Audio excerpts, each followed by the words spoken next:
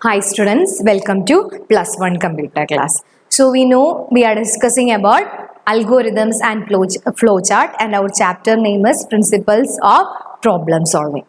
In the previous video we discussed about execution and testing and also the documentation step. Two types of documentation is present: internal documentation and external documentation. And also we discussed sample algorithm and also flowchart, how we are creating algorithm or what are the method to create efficient algorithms. Okay, so we concluded the chapter principles of programming. Then in this video we are going to revise that chapter again. Okay, revision. You know, in this chapter there are three different questions will come. First one, phases of programming, different steps. Order by you, that means order is very important. If any change in the order, then you will not get the full mark. So principles of algorithm starts with problem identification. Second step, preparation of algorithm and flowchart. Third one, program coding. Fourth one, that means translation. Fifth one, debugging, and next one is execution and testing, documentation. So that step is very important, how we are executing phases of programming. Then an important question and also frequently asked question from this chapter will be algorithm or flowchart. Definitely one question will come for your board examination, no doubt about it. One algorithm or one flowchart will come as a 3-mark question. Okay, so we will discuss all the important types of algorithms. Then the first algorithm is, in your textbook one algorithm is present that we didn't discuss, that is how print the multiples of a first 10 multiples of a given number. Okay, what is the question? First 10 multiples of given number. First 10 multiples of given number. First 10 multiples of given number. First 10 multiples of a given number means here we are going to find out the multiplication table of a number. Multiplication table of a number means any number. Number is not given, any number. It may be 1, 2, 3, 4, whatever it is, whichever number is this, any number we can give it. Okay, so we will start with the algorithm. First step is step 1, start. Step 1, start. Step 2. Okay, then the number of inputs required for this algorithm. Number of inputs. Here you want to give the number. So here I am going to give the number as n. Okay, n means it is a variable, it may be any kinds of value. There are different possibilities are present. Any number will be act as n. It may be 2, 3, 4, 5, whatever it is. Whichever number is this, we are finding the first 10 multiples of that particular number. Then step 3. Step 3. First 10 multiples means we are starting with number 1. A is equal to 1. Step 3, A equal to 1. Then step 4. Step 4. Then if you want to find out the first number, how we will get the first number? M is equal to A star n. That means what is the value of A now? 1. 1 into that particular number. So we multiplied that number with first number. Then you want to get the next number. What will be the next number? 2. To get the next number you want to perform updation. Before that we are printing that number.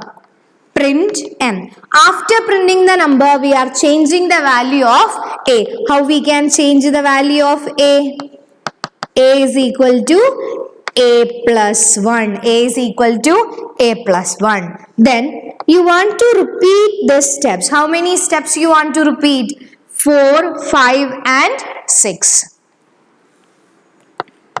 Repeat step 4 to 6. How many times you want to repeat? Until value of A reaches 10. So what will be the condition? While A less than or equal to 10. When the value of A is equal to 11, at that moment we are terminating the execution. Then step 8. What will be the result? Step 8. Stop. Step 8. Stop. Clear? So this is algorithm to find the first 10 multiples of a given number. First 10 multiples of a given number. Then there is one question. It is belonging to which kind of loop? There are two kinds of loop present, entry controlled loop and exit controlled loop. In entry controlled loop, condition is checking at the beginning or before the body of the loop. But here condition is checking at the last. So it is belonging to exit control loop. Loop means one same step we are repeating number of times. Okay, here which step we are repeating? Print m, a is equal to a plus 1 and m is equal to a star, and that means 4, 5, 6. These 3 steps we are repeating. What will be the condition? A less than or equal to 100. A less than or equal to, not 100, A less than or equal to 10. Clear? So this is belonging to exit control loop. Then this is a looping statement. So you know every looping statement consists of 4 different sections. First one is initialization. Here A is equal to 1 is known as initialization. Initialization means we are initializing variable with starting value. From which value we are starting? Number 1. A is equal to 1. Second step, A star n. What is this? M is equal to A star n. What does M is equal to A star n and print M indicate? These two is known as body of loop. Because during the execution, these 2 steps are repeating. These 2 steps are processing step. Then A is equal to A plus 1. What does this? A is equal to A plus 1. This is known as updation. So after each iteration or after each loop, value is changing. How we can change the value? Using updation expression. Updation expression, we can change the value of A is equal to A plus 1. Then after that, repeat step 5 to 4 to 6, while this is known as test expression. Test expression. Okay, I think it is clear. A looping statement consists of 4 different steps: initialization, body of the loop, updation expression, test expression. In this algorithm, here I am using exit control loop. In exit control loop, test expression is after body of the loop. Test expression is after the body of the loop. Okay, so it consists of 4 different statements: initialization expression, body of the loop, updation expression and test expression. Then after that, I am going to convert this into flowchart. Same step. Then step 1, every algorithm flowchart starts with terminal symbol. Terminal symbol, that is known as start. Then input variable. Input n. Okay, I am inputting the first variable, input n. Then after that, initialization. Initialization A equal to 1 is a processing statement. So it is enclosed inside the rectangle box. A is equal to 1. Then after that, M is equal to A star n. Then print M. Then again A equal to A plus 1. A equal to A plus 1. After that, decision or condition checking. What will be the condition? Is A less than or equal to 10? Is A less than or equal to then if the condition is true, then starting m is equal to a star and print m a equal to a plus 1 will repeat. If the condition is false, stop. The condition is stop, we are terminating the procedure. So this is algorithm and this is a flow chart. Okay, so if you know the algorithm, then we can easily convert that algorithm into flow chart by converting each steps into corresponding flow chart symbol. Clear? So this is how we are finding the multiples of a first 10 multiples of a given number. First 10 multiples of a given number. Hope you understood how we are creating algorithm and after that how we are converting it into suitable flowchart. So the same algorithm and also flowchart is present in your textbook. Please copy that algorithm and flowchart in your notebook. Clear? So algorithm and flowchart should be present in your notebook. So when we are drawing the flowchart, please use scale and also pencil. Flow lines also very important. Yes or no value also important. Okay. Then one more question we will discuss. That is, the question is, you want to find the sum of first n natural number, or we are going to find the sum of first 100 natural numbers. Okay, clear? Then next, okay, I think in one of the that means one of the homework question I given, you want to print natural numbers in descending order. Okay, you want to print the natural numbers in descending order. So only that algorithm I am going to write, flowchart you want to write. So you can compare whether you got correct answer or not. Step 1. Natural numbers in first 100 natural number. I think the question was, you want print the even numbers below 100 in descending order. Even numbers below 100 in descending order, not in ascending order, descending order. Step 1, start. Step 2, even numbers below 100. So what will be the first even number? Below 100. So 100 you don't want to take. Below 100, the next even number will be 99 is odd number. So what will be the next number? 98. So here we can start from 98. The first number will be 98. Then print first that number first. Print n. After that, you want to change n into, normally the updation statement will be n is equal to n plus 1.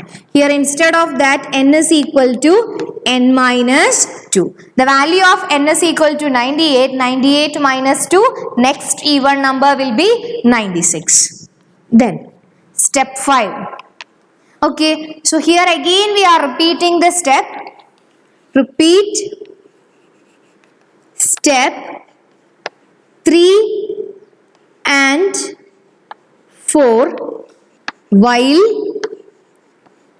n not less than, greater than or equal to. What will be the last even number? Below 100, last even number? 2. While n greater than or equal to 2. Then sixth step, stop. Okay, so this is the algorithm. This we can convert it into flowchart. If you know the algorithm, then we can easily convert it into flowchart. What is the condition here? First we are printing even numbers below 100 in descending order. Below 100 means you don't want to print 100. We will start with the next number. Which one is the next even number? 98.